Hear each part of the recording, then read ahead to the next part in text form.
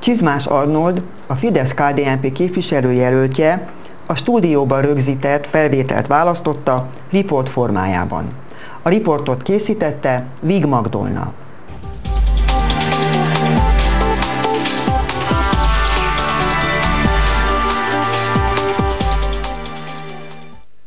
Csizmás Arnold az országos Fidesz-KDNP szervezet támogatását élvezve indul képviselőjelöltként a helyhatósági választásokon.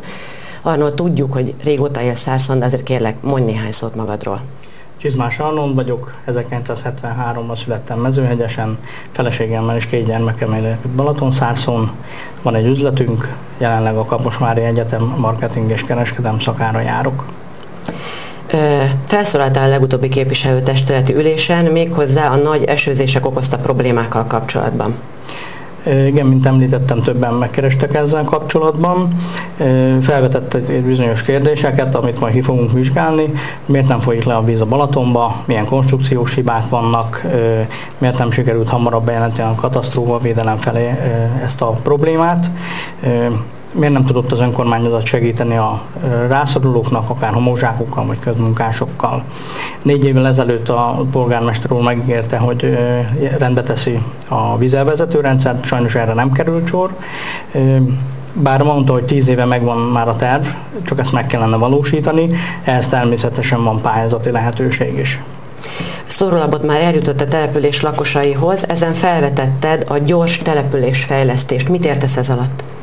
Sajnos Balatonszárszon nagyon sok utca, járda katasztrofális állapotban van, ezek balesetveszélyesek, ezeket szeretnénk elsősorban megoldani. A főutcai kábelerdőt szeretnénk eltüntetni a föld alá, és szeretném minél több szemetest kihelyezni az utcákra. Most akkor a további dolgokról címszavakban, kulturális programok. Elsősorban a faluházat szeretnénk felújítani, hogy minden korosztály megtalálja maga számára a szórakozási lehetőséget. A faluház konyháját szeretnénk rendben tenni, hogy azok a közegészségügyi előírásoknak megfeleljen. Szeretnénk itt a falu lakosságát akár színházon vagy egyéb rendezvényekre oda vonzani. Vállalkozások. Szeretnénk előtérbe helyezni a helyi vállalkozókat, olyan pályázatokat írni, ahol a helyi vállalkozók előnyt élveznek, vállalkozói fórumot szeretnénk újraindítani, ahol megkapnák a megfelelő segítséget jogi, munkaügyi vagy pályázati lehetőségekről. Azt én már tudom, hogy a bölcsödére irányuló kezdeményezést támogatod, de az ifjúsággal kapcsolatban milyen terveid vannak? Szeretnénk először is minden alulról induló építőjellegű kezdeményezést támogatni.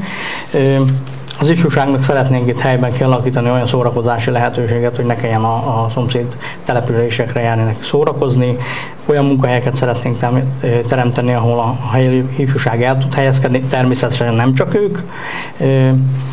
Van nagyon sok olyan terület Balatonszárszon, ahol kedvezményes, olcsó telkeket tudnánk részükre biztosítani, természetesen feltételek mellett.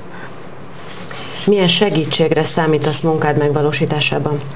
Hát elsősorban a falu lakosságának a segítségére, de inkább azt mondanám, hogy az ötleteire lenne szükség, a helyi vállalkozók támogatására, és természetesen ugye az állami segítségre is, hiszen ezek nélkül nem működnének a beruházások. Mint a szórólapodon is látszik, hogy csapatban indulsz. Ha mondanál egy kicsit erről a csapatról, kik a tagjai és mik az elképzeléseitek? A mi csapatunk az Rácz Sándor polgármester jelölt köré gyűlik. Dékány Andrással, Nagy Zoltánnal, Horváth Istvánnal karöltve próbáljuk ezeket a programokat úgy felvállalni.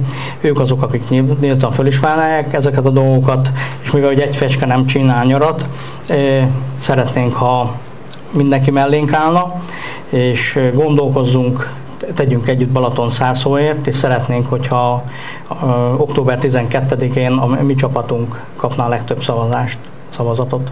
Úgy legyen, sok sikert kívánok! Köszönjük szépen!